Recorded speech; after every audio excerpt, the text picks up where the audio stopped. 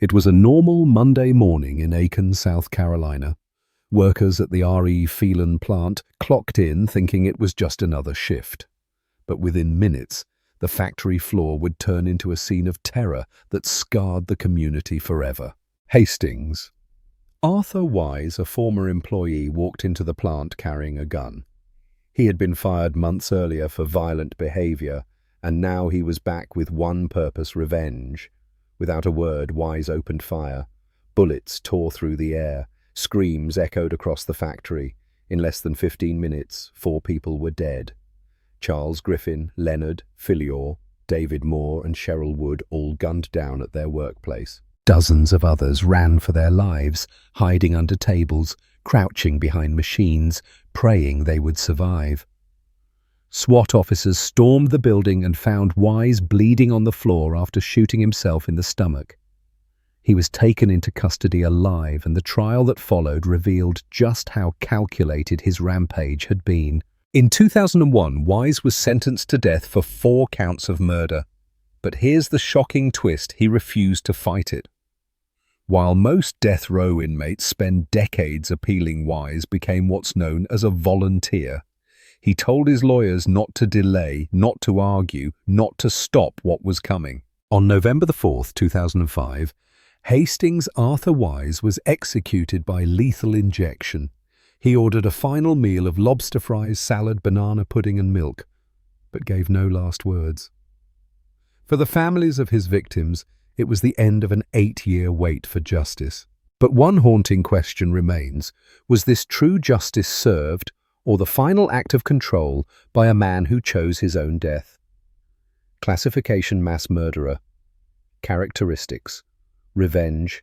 Number of victims: 4. Date of murder: September 15th, 1997. Date of arrest: same day. Suicide attempt. Date of birth: February 16th, 1954. Victim's profile: David Moore, 30. Esther Sheryl Wood, 27. Charles Griffith, 50.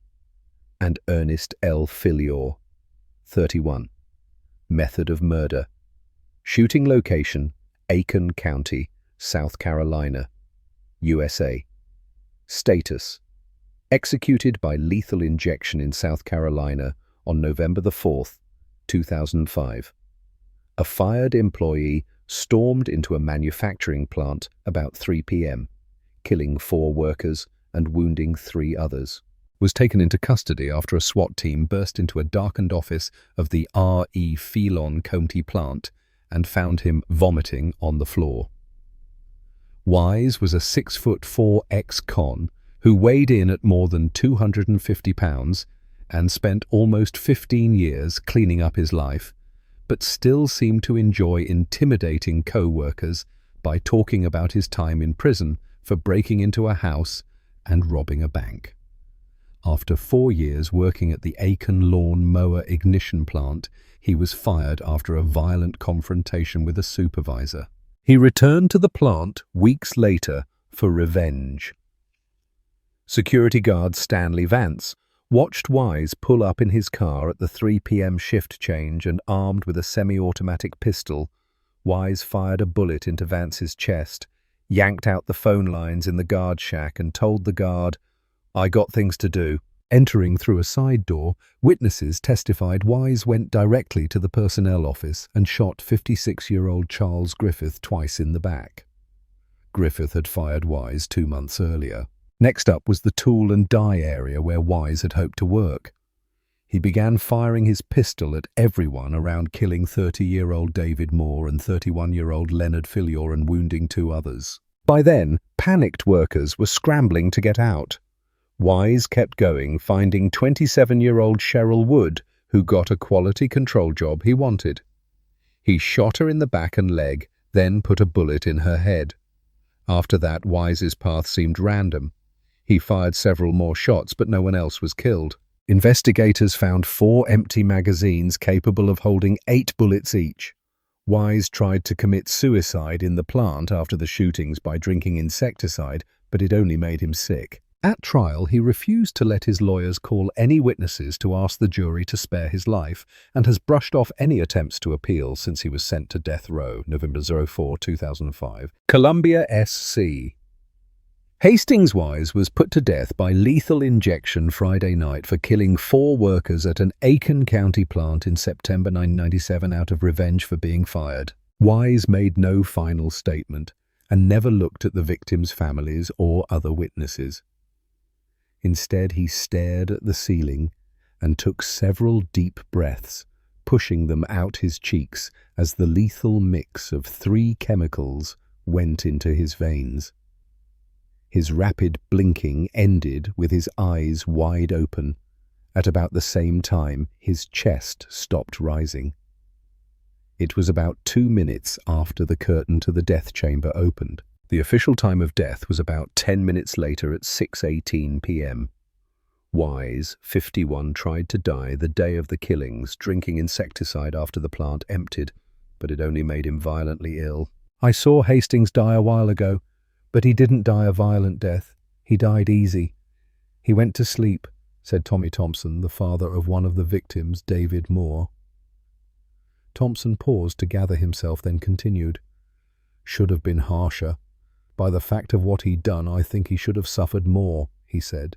Prosecutors said Wise waited for the afternoon shift change at the R.E. Phelon lawnmower ignition plant so he could make sure all of his targets were there. He only shot people who he thought led to his firing several weeks before, or took jobs he wanted, authorities said. At his trial, Wise never disputed his guilt and refused to let witnesses testify for him, as jurors chose between the death penalty and life in prison. He then dropped his appeals and asked the state to carry out its sentence. John Wood, whose daughter Sheryl was killed execution-style as she tried to run away with a gunshot wound to her leg, said he is glad Wise took responsibility, but he was disappointed he had nothing to say before he died. "I was hoping he'd say, 'I'm sorry,'" Wood said, but it wasn't in him. Psychiatrists testified Wise came back to the plant several weeks after he was fired because he was angry and felt he was a victim of racism. Wise was black and his 4 victims were white. Wise started his rampage by shooting the guard at the front gate in the chest and ripping out the phone lines before entering the plant. Wise first killed the plant's personnel director, 56-year-old Charles Griffin, in his office because Griffin had fired him. 2 more victims, 30-year-old Moore and 31-year-old Leonard Filyaw, were killed in the tool and die area where Wise worked, prosecutors said. The final victim, 27-year-old Sheryl Wood, got a job in quality control Wise wanted, according to court testimony. Wise passed up dozens of employees during his rampage, including Zach Bush. The two looked at each other before Wise went to another area of the plant. At his trial, Wise said he didn't shoot Bush because the two had gotten along. Bush, now retired, witnessed the execution on behalf of the employees at the plant. He said he struggles because Wise let him live while he killed others like his good friend Wood. "This beautiful girl," Bush said, holding up a photo of Wood, "and these 3 men died because he was angry. Bush said things at the plant and in Aiken will never be the same. I just pray God reached down and touched his heart and saved him," Bush said. Aiken County Sheriff Michael Hunt and prosecutor Barbara Morgan also attended the execution, along with Wise's minister.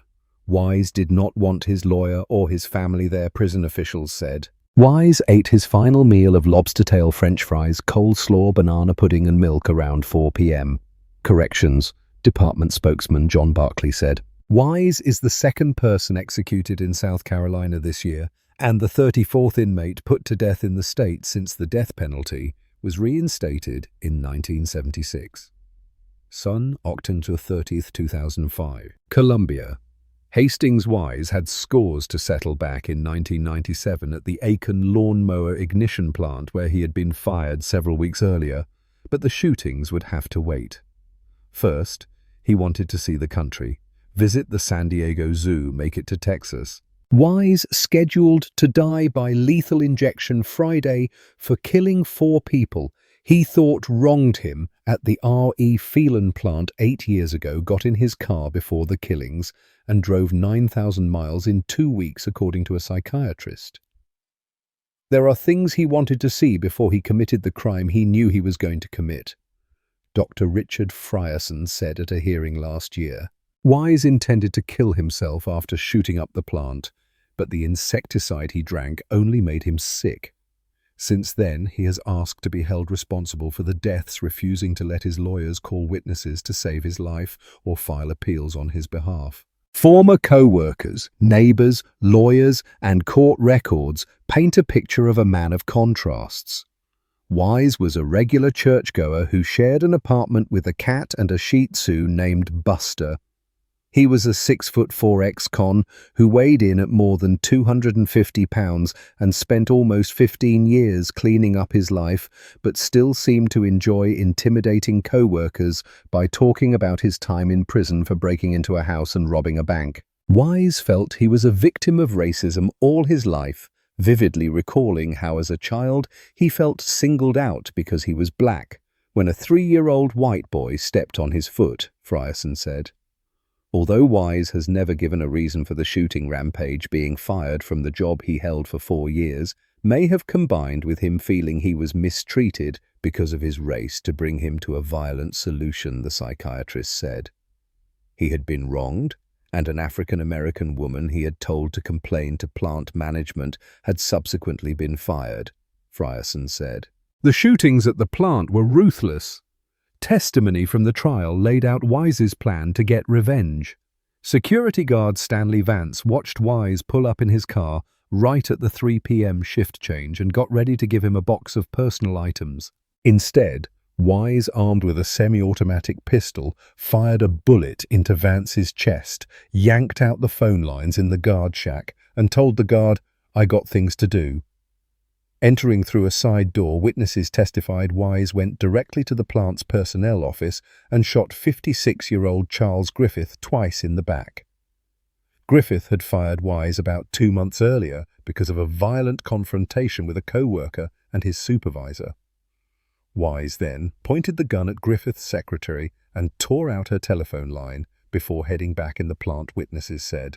Next up was the tool and die area where Wise had hoped to work.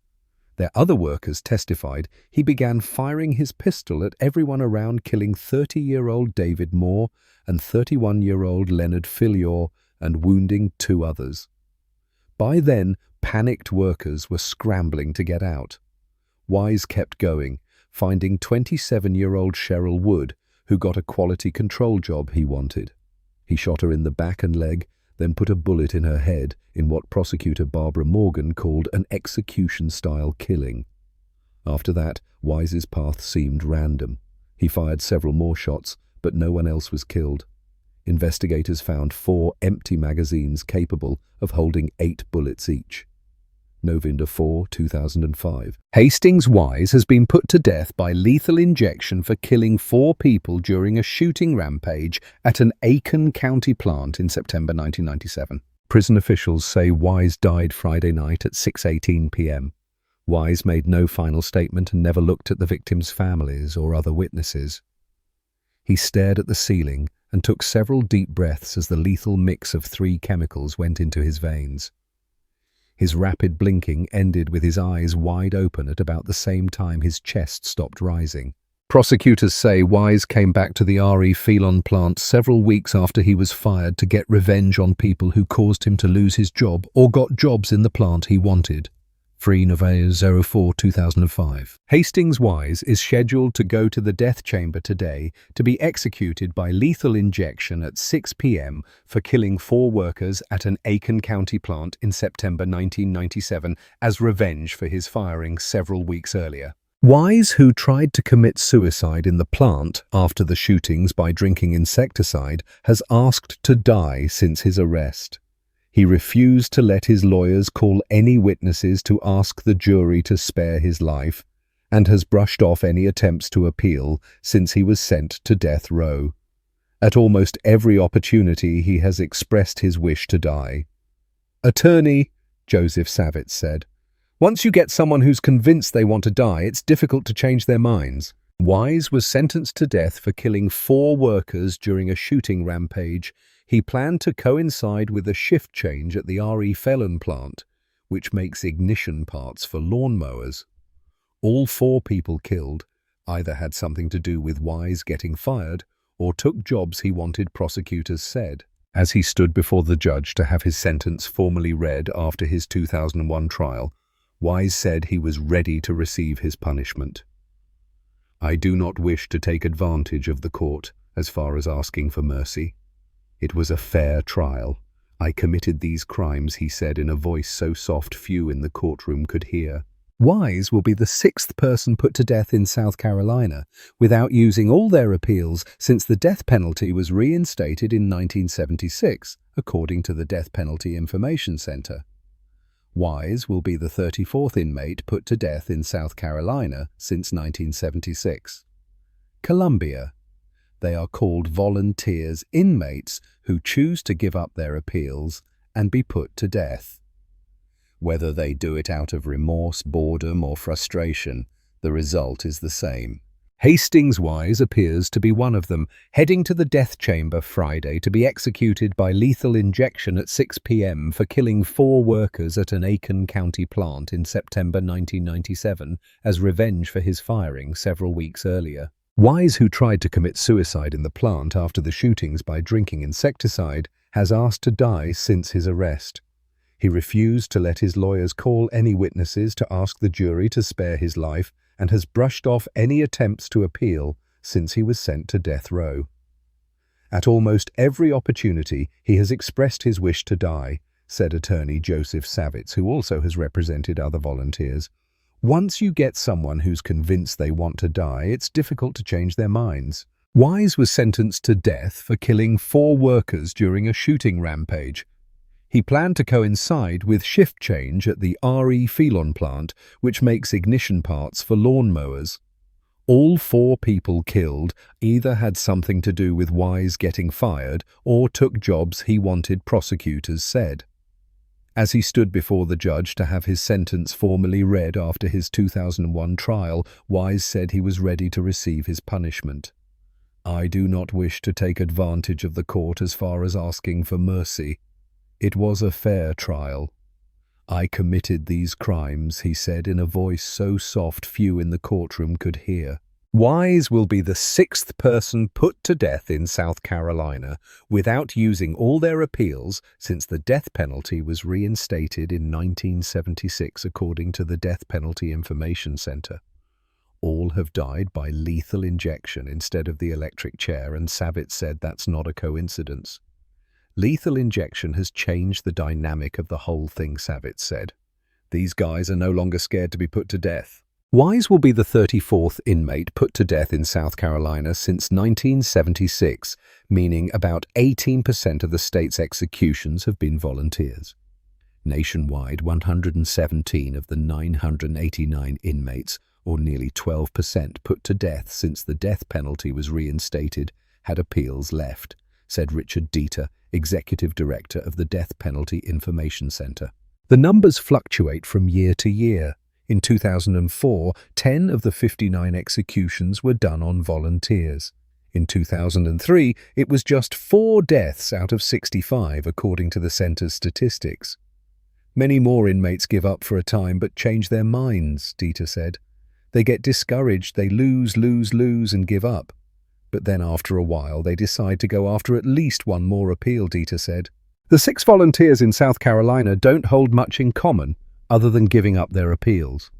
3 of them were executed in 1996, shortly after the state made lethal injection an option, said Mark Plowden, a spokesman with the state attorney general's office. The rush of volunteers also coincided with the arrival of former Corrections Department Chief Michael Moore, who moved to death row from Broad River Correctional Institution in Columbia, where executions continue to be carried out, to Lieber Correctional Institution in the Low Country.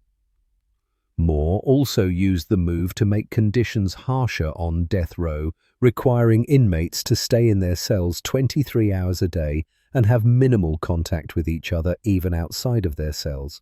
The reasons the volunteers drop their appeals varies. Wise and the most recent volunteer Michael Pissarro planned to commit suicide after their crimes.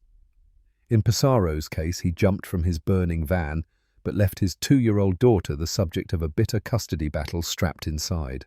Doyle, Cecil Lucas, put to death for killing a Rock Hill couple in a robbery, told his lawyer he was filled with remorse and hoped his death brought his victim's family relief.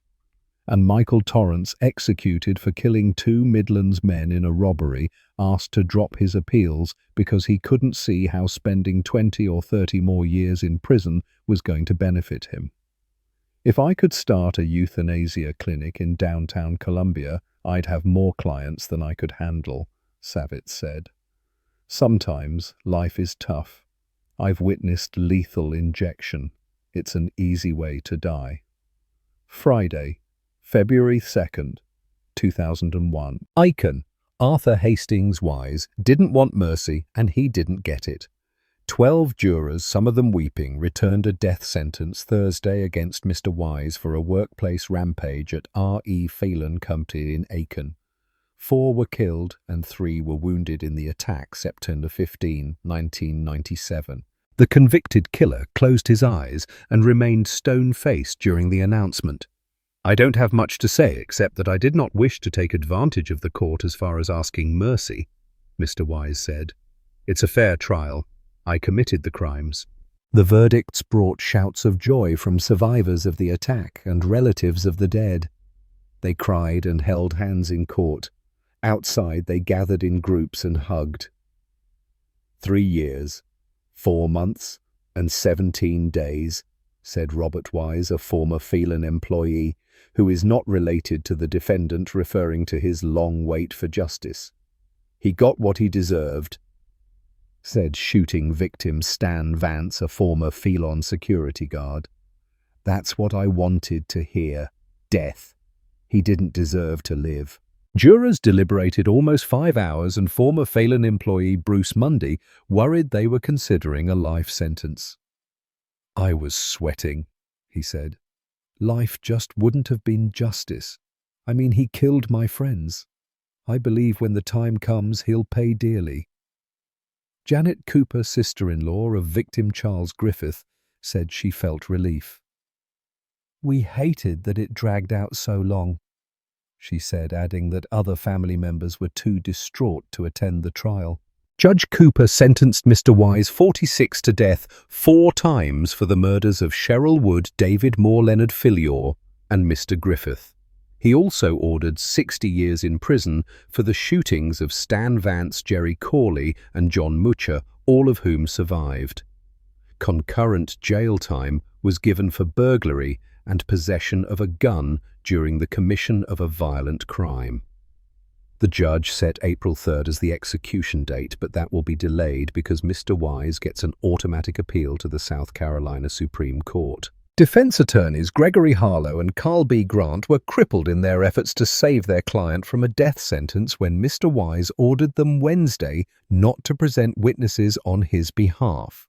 The killer said he didn't want family or friends involved and didn't want to make his own plea to the jury. Outside the courtroom, Mr. Grant said he was prepared to call Mr. Wise's family and friends and members of the North Augusta church he once attended. "There was no question we were hampered in this case by not being able to call those 13 witnesses. In this case, the jury did not get to know that man sitting in the jail suit," he said. The defense attorneys were left with only closing arguments to make a case for life. Mr. Harlow told jurors that his client offered no excuses and no plea of insanity. He asked the jury to spare his client from death row so others could learn from him. "What causes a person to snap like this? Perhaps in the future Mr. Wise may be studied," Mr. Harlow said, taking a different approach. Mr. Grant asked jurors to use their consciences and not be swayed by the opinion of another juror. He asked if they could look themselves in the mirror or sleep at night if they voted against their consciences. Mr. Grant argued for a life sentence, saying Mr. Wise still would die in prison. "The only way he's going to get out is in a coffin," he said. Finally, Mr. Grant asked for mercy, saying enough people had suffered already. In the midst of misery, you have the opportunity to choose mercy, he said. There's been enough killing. The question is, when will the killing stop? When will the dying stop? The jury rejected the defense attorney's arguments and agreed with Second Circuit solicitor Barbara R. Morgan, who told jurors that Mr. Wise created the ultimate horrible terrorist act and deserved the ultimate sentence. He didn't come to kill one or two, Ms. Morgan said. He came to maximize his hate. Ms. Morgan repeated the facts of the case, recalling how Mr. Wise returned to the plant after being fired. Mr. Wise had worked as a machine operator at Phelon, a company that manufactures ignitions for lawn equipment. He was fired in July 1997 after a confrontation with a supervisor. Mr. Wise returned to the plant and shot a security guard before killing Mr. Griffin, the human resources director who had fired him. He later walked to the tool and die area, where he fatally shot Mr. Moore and Mr. Filyaw, who worked in jobs Mr. Wise wanted. Ms. Woods was shot 3 times in the Quality Assurance Division. Mr. Wise created terror for dozens of employees as they prepared for their shift change that day. Ms. Morgan said, "Their innocence and safety at the workplace were shattered," she said. The facts of what happened in a small manufacturing plant in the county of Aiken demand the ultimate penalty. The verdicts wrapped up a 2-week trial that began in Beaufort, SC, where jury selection was held. Judge Cooper chose jurors there because of widespread publicity given the case in Aiken County. Minutes after a jury returned 4 death sentences, Arthur Hastings Wise was given the chance to address the court. Here is what he said. "Well, I've been pretty much quiet up until now. I don't have much to say except that I did not wish to take advantage of the court as far as asking mercy. It's a fair trial. I committed the crimes. Not once have I tried to evade my charges. As a matter of fact, from the very beginning, 40 months ago, I admitted to being at the scene of the crime, and I'm ready for my sentence."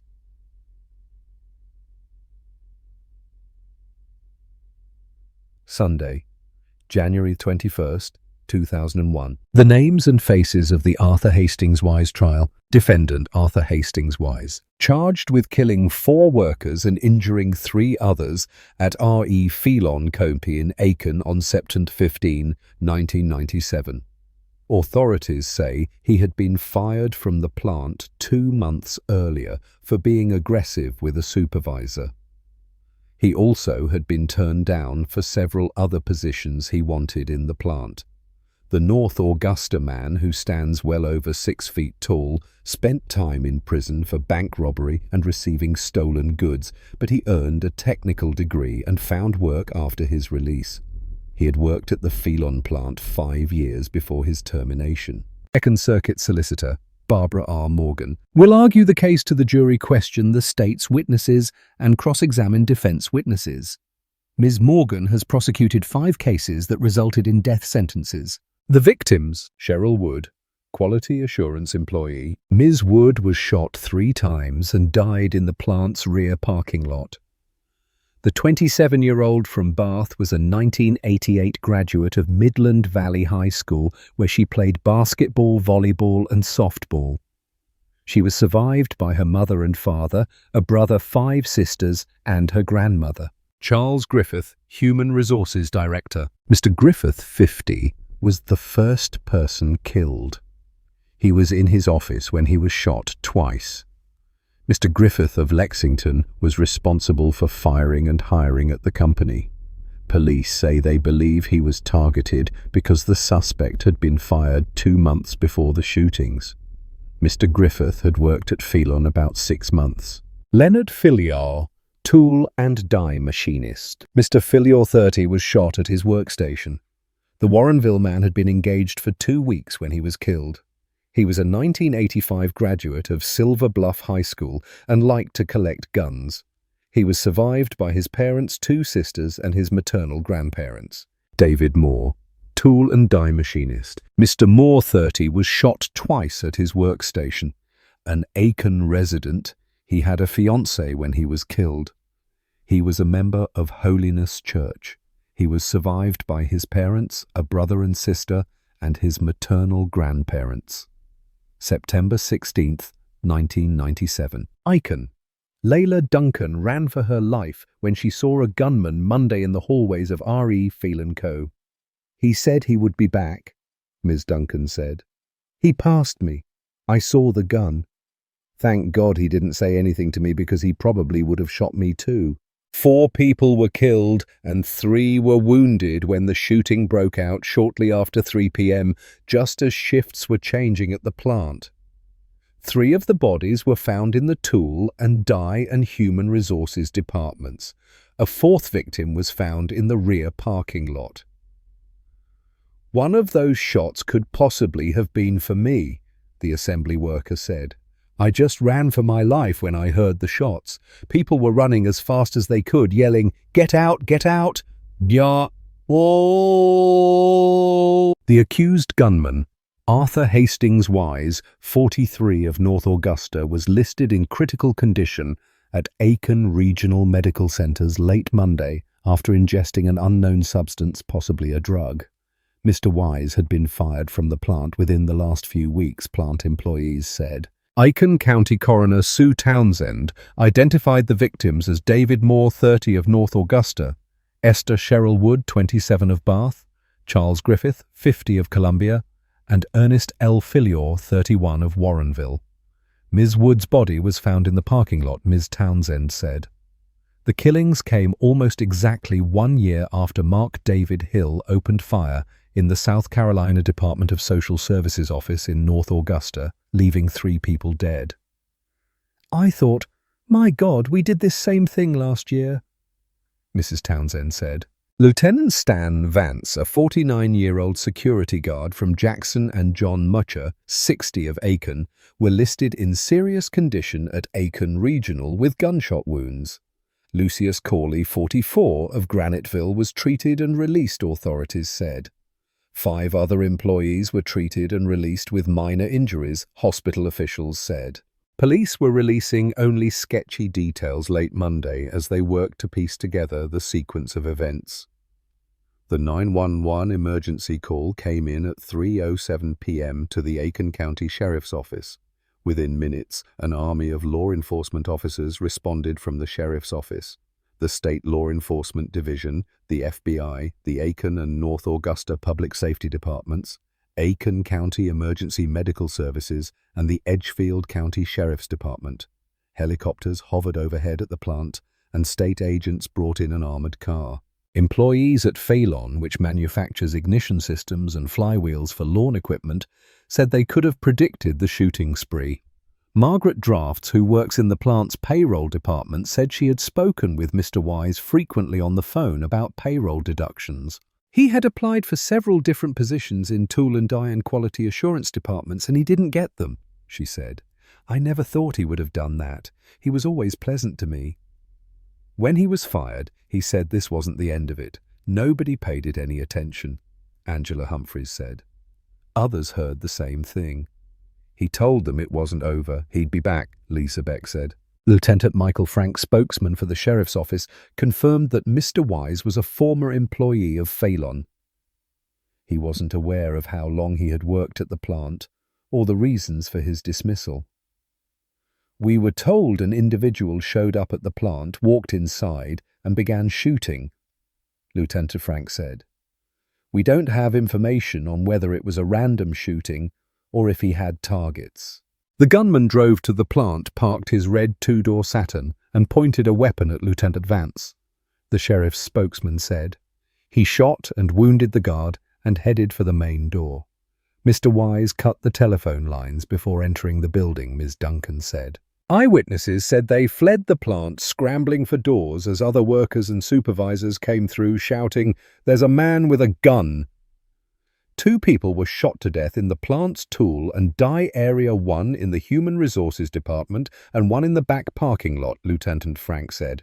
Carol Woody said she was walking toward the personnel office when Mr. Wise ran by. "He pushed me out of the way," Ms. Woody said. "He went in the Human Resources door. A gun was in his left hand. I could see the gun. I know the gun was black. He's a big man."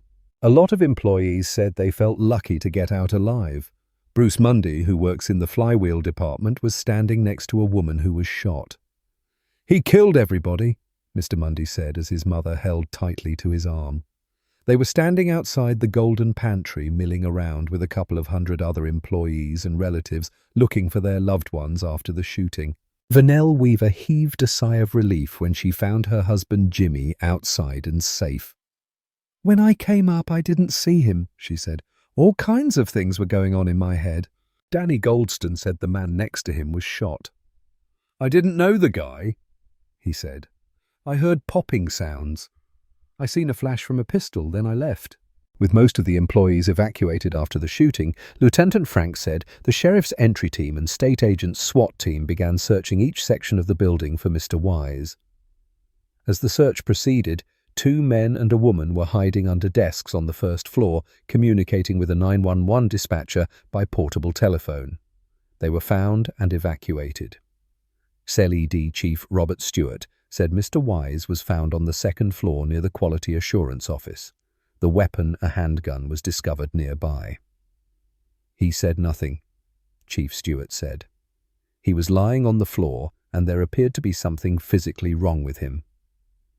The State Supreme Court has set an execution date for a man convicted of killing 4 former co-workers at an Aiken County plant in 1997. The justices have set a November 4th execution date for 51-year-old Arthur Hastings Wise. Wise had asked to have his appeals dropped almost immediately after his 2001 conviction. The Attorney General's office says Wise had offered no defense during his trial. Wise was within weeks of dying by lethal injection in June 2004 when the State Supreme Court stopped his execution because his lawyer said he wanted to appeal, and Wise wrote a letter to the court saying he wanted to die. Charles Griffith, David Moore, Ernest Filyaw and Sheryl Wood died, and 3 other people were hurt in the attack at the R.E. Phelon lawnmower ignition plant. Update. Charles Griffith was hired by R.E. Phelon to fill the management opening in Human Resources, Pam Morey, his assistant, said. Mr. Phelon got the best man for the job when he hired Charles. Charles would walk through the plant and talk and joke with the workers. He treated people with tenderness. He made it worthwhile going to work. But the good times ended violently September 15 that year when Hastings Arthur Wise, a former Phelon machine operator who had been fired 2 months earlier, returned with a gun, nearly 200 rounds of ammunition, and a plan to make those he felt had wronged him pay in blood. At the end of the rampage, 4 were dead and 3 wounded. The violence started at about 3 p.m. on that Monday, 8 years ago, when security officer Stanley Vance took the first bullet from Wise's gun, in the chest at close range, and fell in the guard shack where he had been on duty. From there, Wise headed for the Human Resources Department inside the main building.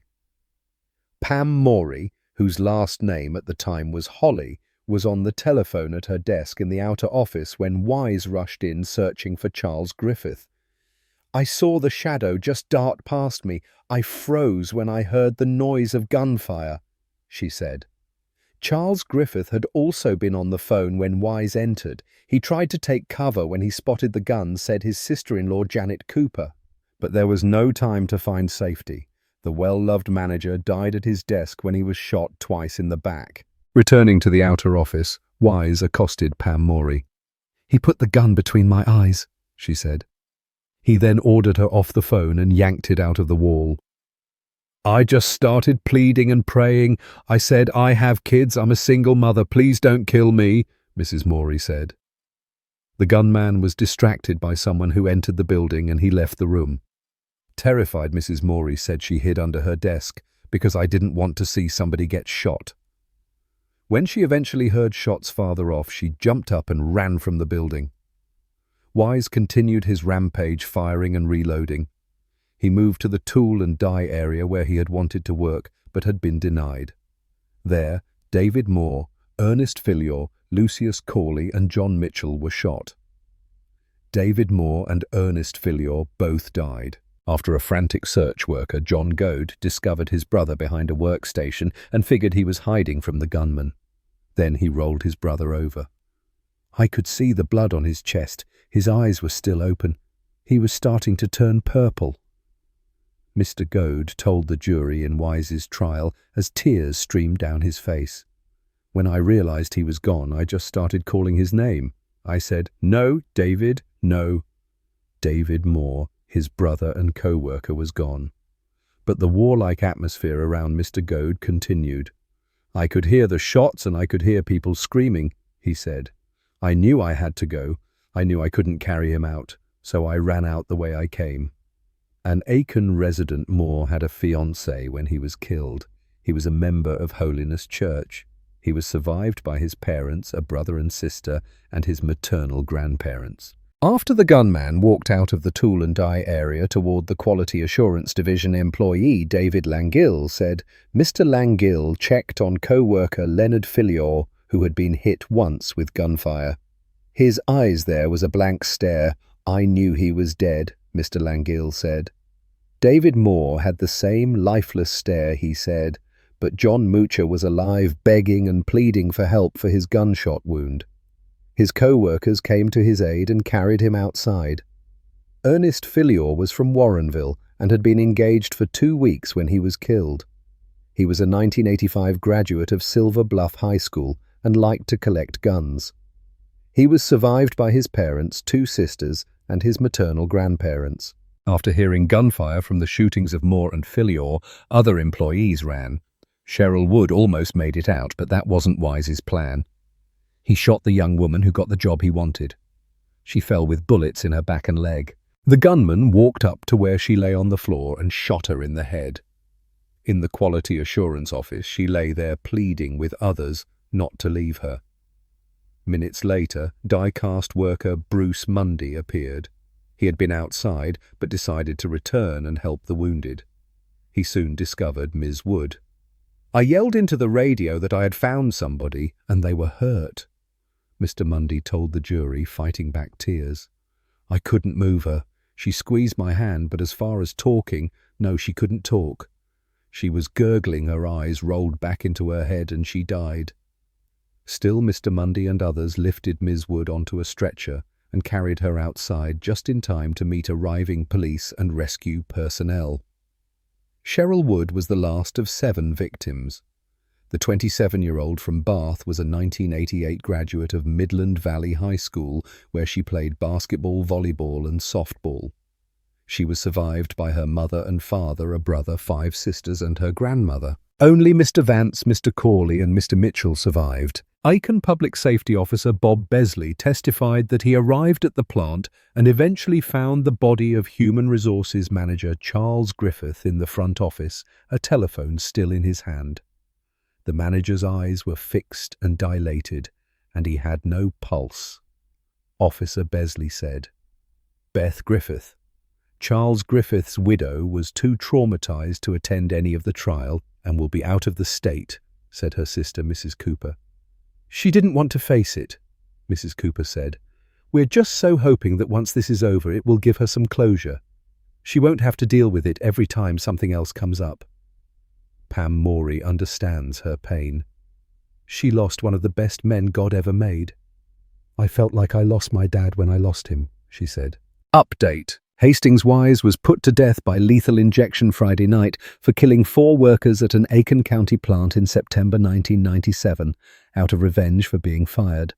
Wise, 51, tried to die the day of the killings drinking insecticide after the plant emptied, but it only made him violently ill. Wise refused to let witnesses testify for him as jurors chose between the death penalty and life in prison, then refused to appeal his conviction. Prosecutors said Wise waited for afternoon shift change at the R.E. Phelon lawnmower ignition plant so he could make sure all of his targets were there. He only shot people who he thought led to his firing several weeks before or took jobs he wanted, authorities said. Wise made no final statement and never looked at the victims' families or other witnesses. Instead, he stared at the ceiling and took several deep breaths as the lethal mix of 3 chemicals went into his veins. His rapid blinking ended with his eyes wide open at about the same time his chest stopped rising. It was about 2 minutes after the curtain to the death chamber opened. The official time of death was 6:18 p.m.